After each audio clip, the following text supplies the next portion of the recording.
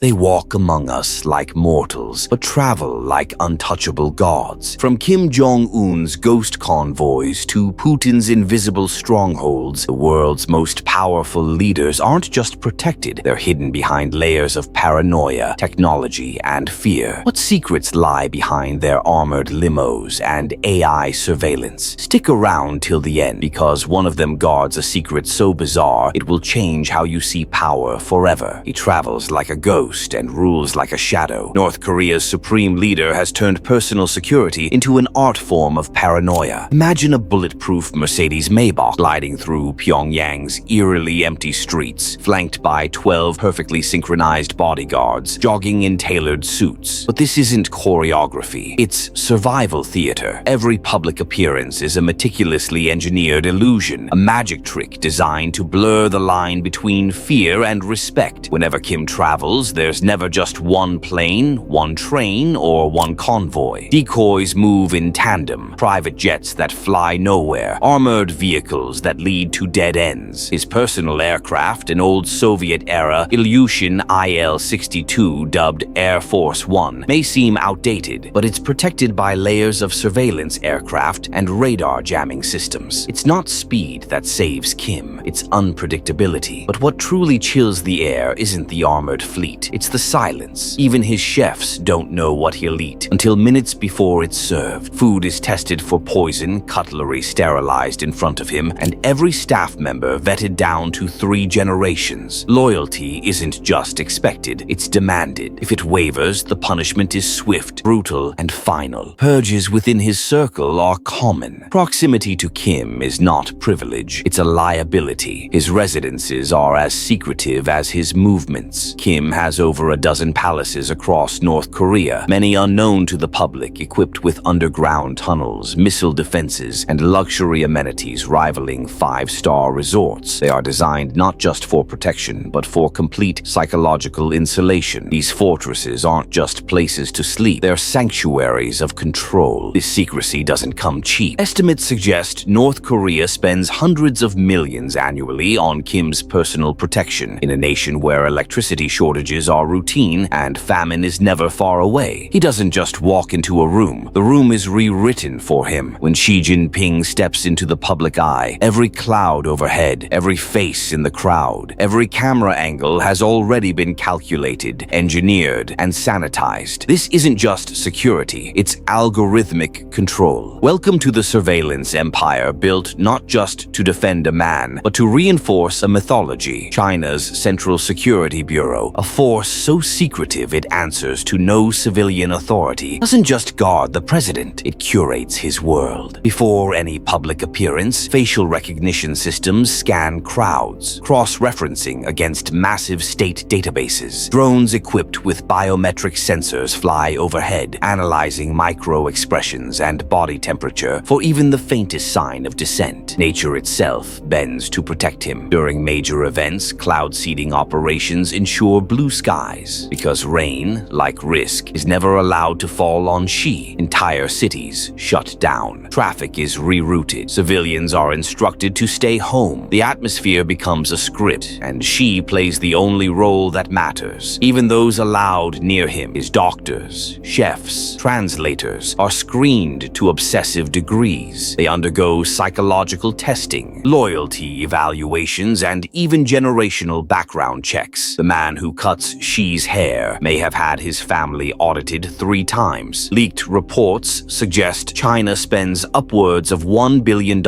annually on security and surveillance tied to Xi. He doesn't just rule Saudi Arabia, he reprograms it. Behind the pristine thobes and diplomatic smiles, Mohammed bin Salman, or MBS, is crafting a new blueprint of power, encrypted in algorithms and armored in steel. His security isn't a detail, it's a system. Imagine artificial intelligence capable of reading micro-expressions, detecting the faintest twitch of betrayal. Inside his palaces and convoys, cameras don't just record, they analyze. If a guard's eye lingers half a second too long, if a servant's pulse rises slightly, the system logs it, flags it, and acts on it. Loyalty isn't just expected, it's measured. His vehicles aren't just bulletproof. Some are engineered to self-destruct if compromised, vaporizing data and structures before enemies can get close. These aren't luxury cars, they're mobile fortresses worth millions. Armored Rolls-Royces with biometric locks, limousines that jam drones, and convoys that rotate unpredictably in an endless shell game even the CIA struggles to trace. Then there are the homes, or rather citadels. His rumored Red Sea estate is said to be guarded by facial recognition gates, fingerprint locks, and robotic sentries that patrol day and night. Some estimates peg construction and outfitting at over $500 million. Less a house and more a high-tech vault for royalty. The question is this futuristic security a fortress or a prison? He doesn't just lead Turkey, he survives it. After escaping a deadly coup attempt in 2016, Recep Tayyip Erdogan rewrote the rules of presidential protection. What began as standard security evolved into an empire of vigilance, consuming over $28 million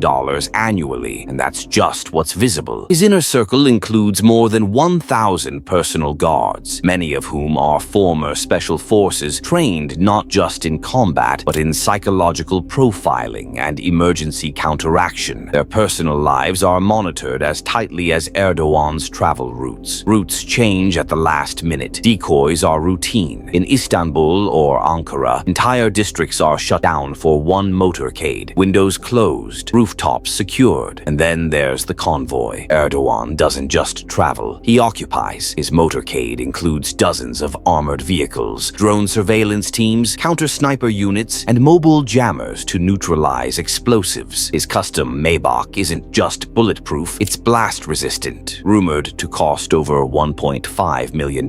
His private aircraft, a $100 million Airbus A332 Prestige, is fitted with anti-missile systems and encrypted communications. He leads a nation at war not from behind a desk, but from the edge of danger. Since the first missiles lit up Kyiv's skies, Volodymyr Zelensky's life has become a study in unpredictable motion. His location is never known for long. He no longer sleeps in the same place twice. Meetings shift from bunkers to basements, from war rooms to train compartments that vanish into the countryside. To protect him, Ukraine assembled a defense unlike any other. British SAS veterans, NATO advisors, and US intelligence merge into an elite rotating force. They coordinate encrypted satellite calls, emergency evacuation plans with decoy vehicles, and double-layered convoys. His team includes cyber specialists, monitoring for digital intrusion, sharpshooters on rooftops, and analysts reading satellite data in real time. Every 12 hours, the system reshuffles. What makes his protection chilling isn't just military sophistication, it's the psychology. His face is everywhere. Billboards, broadcasts, parliaments abroad. Yet even his closest allies rarely know where he'll be tomorrow. He doesn't rule from an office. He governs from a fortress. Dubbed Europe's last dictator, Alexander Lukashenko has built more than a presidency. He's built a regime fortified by paranoia and psychological warfare. His main compound is sealed off from the public, press, and most officials. It's a multi-layered bunker with jamming systems, underground escape tunnels, and decoy exits. Movement is tracked, conversations recorded. Even the air feels observed. No aide, chef, or guard stays too long. Staff are constantly rotated, so no one becomes too familiar. The goal: prevent betrayal before it can form. Beyond the walls, a surveillance web captures everything from private messages to street conversations. Security forces wield facial recognition software, tapped phone lines, and AI-assisted tracking systems rivaling those of wealthier nations. Publicly, Lukashenko appears in military fatigues, flanked by commandos. It isn't fashion, it's a message. He is the state. He is the force. He is watching. Despite Belarus's modest economy, millions are spent annually to maintain his personal security infrastructure. Secret bunkers, encrypted hubs, imported armored convoys. Nothing is left to chance. He walks through a nation rich in minerals but riddled with instability. Felix Tshisekedi, president of the Democratic Republic of Congo, may not dominate headlines, but his security fortress tells a chilling story. It's a $100 million a year machine of loyalty and foreign-calibrated force. Unlike other presidents who rely on institutions, Tshisekedi's inner circle is built from scratch, a private military force answering only to him, trained with foreign advisors from Russia and China. His compounds are surrounded by multiple barriers. Chinese imported surveillance systems monitor every street. Meetings are timed, movements encrypted. Even food deliveries undergo triple clearance. Why so much caution? Because the riches of Congo carry a curse. Foreign interference, internal sabotage, betrayal from within. Tshisekedi may smile in public, but behind the scenes he governs like a man standing on a minefield. In a country where citizens live on less than $2 a day, the paradox is stark. A president shielded by $100 million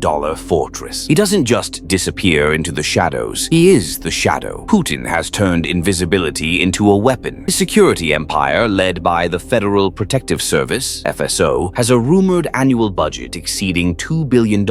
It's not just a bodyguard unit, it's a state within a state. When Putin moves, multiple motorcades leave from multiple locations, each bulletproof, each surrounded by tactical teams, but only one contains the real man. Even inside the Kremlin, every chair, hallway, and doorknob is part of a labyrinth of surveillance and deception. Staff are constantly rotated, their lives dissected, their loyalty tested daily. Even conversations in break rooms are monitored. Putin rarely drinks from open glasses. Every meal is pre-tested by tasters. It's not just caution, it's control. Even his digital footprint is ghost-like. Communications are stripped of metadata, messages routed through military-grade underground servers. There is no off-guard Putin, only the version you are meant to see. In the end, Putin's greatest weapon isn't missiles, it's perception, encrypted and always one step ahead of the truth. You don't attack a shadow, you fear it. And in Russia, that shadow wears a $10,000 Brioni suit. Which president's security shocked you the most? Let us know in the comments. Power isn't just worn in suits and crowns. It's armored in convoys, encrypted in signals, and buried under layers of fear. From secret bunkers to biometric fortresses, the way these leaders travel tells you everything about how they rule and how scared they really are. If this video made you question who's really in control, don't just scroll away. Hit that like button and subscribe to Richest for more deep dives into billionaire secrets and global elites. And don't forget to ring the bell so you never miss the shadows behind the spotlight.